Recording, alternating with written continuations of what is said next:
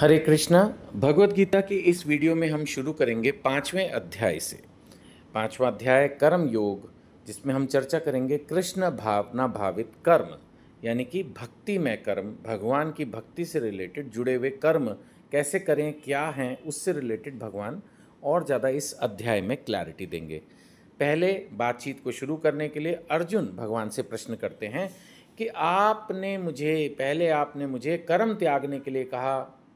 हे कृष्ण, पहले आप मुझसे कर्म त्यागने के लिए कहते हैं और फिर भक्ति पूर्वक कर्म करने का आदेश देते हैं। कृपया आप कृपा करके निश्चित रूप से मुझे बताएं, इन दोनों में से कौन सा अधिक लाभप्रद है। देखिए, अर्जुन पूरी तरह से लीला का पार्ट है, नहीं तो भगवान ने तो क्लियरली कहा है भक्ति में कर्म। बार बार तो ये एक ही बात बोलते हैं कि भक्ति में कर्म करो, भक्ति में कर्म करो, कर्म के फल के ऊपर बिल्कुल फोकस मत करो। भगवान तो क्लियरली बोल रहे हैं, लेकिन फिर भी शायद वो और उसी चीज़ को भी रिपीट करवाना चाह रहे हैं। और ऐसा मेरा अनुभव भी है, मैं एक टीचर रह चुका हूँ पहले, कि ना बच्चे कई बार एक क्वेश्चन क्लियर होने के बावजूद भी डबली श्योर होने के लिए उसी क्वेश्चन को दोबारा पूछ लेते हैं। लेकिन टीचर भी ना फिर टीचर ही होता है, वो उस चीज़ को दोबारा उतने ही तन्मयता के साथ री एक्सप्लेन कर देता है कि अब अगर कोई संशय रह गया हो तो इसको भी ख़त्म कर लो। तो अर्जुन ने बड़ा क्लियरली पूछा, कर्म त्याग कर दूँ, सब कुछ छोड़ छाड़ दूँ, या भक्ति में कर्म करूं, आप बता दो क्या बेटर है। That is the question. अब श्री भगवान वाचा, भगवान ने उत्तर दिया, मुक्ति के लिए तो कर्म का परित्याग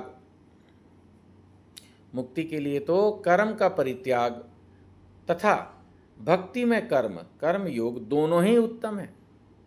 भगवान ने बात को संभालते हुए बोल दिया कि अगर आप सब कुछ छोड़ के ध्यान में लग जाओ, जैसे पहले के कई लोग करते थे ना, कि बस सब कुछ छोड़ दिया और मेडिटेशन कर रहे हैं, हर समय भगवान का ध्यान कर रहे हैं, तो वही तो वो बोल रहा था, भिक्षा मांग के जीवन, वही दैट काइंड ऑफ सन्यासी।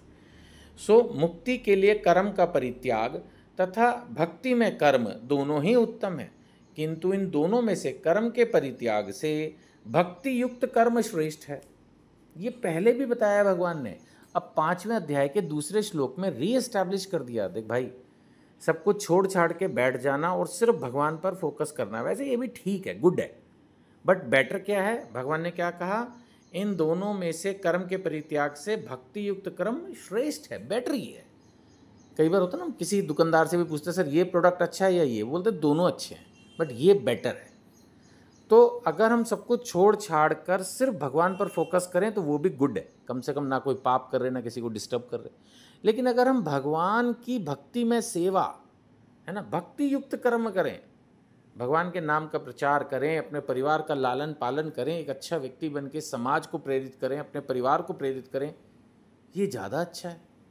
इसीलिए भगवान ने कहा है कि भक्ति युक्त कर्म श्रेष्ठ है, बेटर है। और आगे भगवान इसी पर बोलेंगे। अभी तीसरा श्लोक 5वां अध्याय, भगवान कह रहे हैं, जो पुरुष ना तो कर्म फलों से घृणा करता है, ये तो पहले भी बात हो चुकी है कि कर्म का क्या फल मिल रहा है, दुख सुख जय पराजय यश अपयश सब छोड़ दो, तुम बस अपना बेस्ट कर्म करो, कर्म के फल को तुम्हें मिलना ही है, लेकिन उस पर फोकस मत करो, ना उसकी कोई अभिलाषा करो, ना उससे सुखी हो दुखी हो।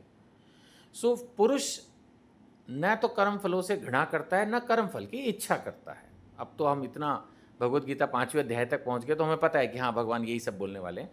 सो जो पुरुष ना तो कर्म फलों से घृणा करता है, न कर्म फल की इच्छा करता है, वह नित्य सन्यासी जाना जाता है। भगवान ये नहीं कह रहे कि सन्यासी वो है जिसने वस्त्रों का त्याग कर दिया, घर का त्याग कर दिया, जंगल में रह रहा है। सिर्फ कर्म के फल की अभिलाषा को छोड़ देना है, कर्म के फल पर फोकस नहीं करना है। अगर हम ऐसा कर पा रहे हैं तो नित्य सन्यासी जानो खुद को। हे महाभाव अर्जुन, ऐसा मनुष्य समस्त द्वंद्वों से रहित होकर, द्वंद्व में हमेशा आपको रिपीट करता रहता हूँ, सुख दुख, दिन रात, लाभ हानि, यश अपयश, जय पराजय, ये सब द्वंद्व है। सो हे महाभाव अर्जुन, ऐसे मनुष्य समस्त द्वंद्वों से रहित होकर भव बंधन को पार कर पूर्णतया मुक्त हो जाता है, यानी उसको मोक्ष की प्राप्ति होती है, वो भगवान के धाम पहुँच सकता है। और वही अल्टीमेटली हमारे इस जीवन का, मानव जीवन का मेन एम है। आगे भगवान चौथे श्लोक में कह रहे हैं कि जो अज्ञानी है, मतलब जिसको एक तरह से आध्यात्मिक विषय पर पूर्ण क्लैरिटी नहीं है, वो क्या करता है, भक्ति को भौतिक जगत के विश्लेषात्मक अध्ययन यानी सांख्य से भिन्न कहते हैं।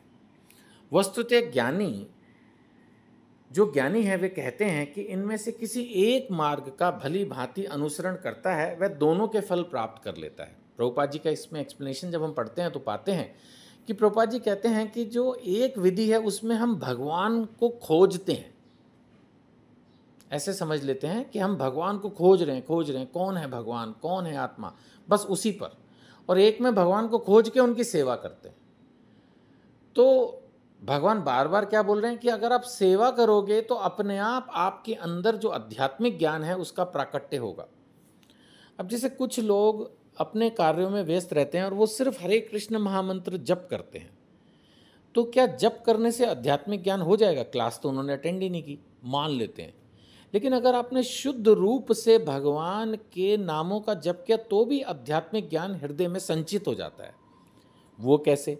जो हमारी आत्मा है वो पूर्ण ज्ञानी है, सिर्फ उसका ज्ञान ढका हुआ है, उसका ज्ञान हमें याद नहीं है। अदरवाइज आत्मा में पूरी नॉलेज है परमात्मा के बारे में। आत्मा तो परमानेंट है, उसको हमारे पिछले अगले कर्म भी पता हैं, जन्म भी पता हैं, और उसको भगवान की ऑब्वियसली आध्यात्मिक है आत्मा, तो आध्यात्मिक भगवान जो हैं उनको ना जानती होगी। लेकिन हम भूल जाते हैं, भौतिक कर्मों में इतने व्यस्त रहते हैं कि आत्मा के उस नॉलेज को एक तरह से दबाई देते हैं, भूल जाते हैं, है ना। जैसे हनुमान जी अपना ज्ञान भूल गए थे, अपनी ताकत भूल गए, तो किसी और ने याद दिलाई। तो इसी तरह से हमारे सब के अंदर ऑलरेडी भक्ति का बीज है, कहीं से कोई आकर उस बीज पे पानी डाल देता है तो बस भक्ति का पौधा अंकुरित होकर धीरे धीरे फिर भक्तों के संग से वो मजबूत होने लगता है। तो इसी तरह से हमें बेसिकली ये समझना है कि जो भगवान के विषय में अध्ययन कर रहे हैं या ध्यान करके भगवान को ढूंढ रहे हैं, और दूसरी विधि भगवान के द्वारा निर्देशित शास्त्रों का पालन करके भक्तों का संग करके गुरु के आदेश से सेवा में लगे हुए हैं, दोनों विधियां श्रेष्ठ हैं। लेकिन हमेशा भगवान यही कहेंगे कि दूसरी विधि ज़्यादा बेटर है, जैसे पहले भी बोला, क्योंकि दूसरा करने से पहला अपने आप हो जाएगा। अगर आप भगवान की प्रेममयी सेवा कर रहे हैं तो भगवान को समझ लेंगे, भगवान को पा लेंगे, वो चीज़ तो हो ही जाएगी। तो इसलिए दूसरा करना बेटर है, वो और रस में है, और व्यवहारिक है, प्रैक्टिकल है, सुख में है, और क्या कहूँ। हरे कृष्णा।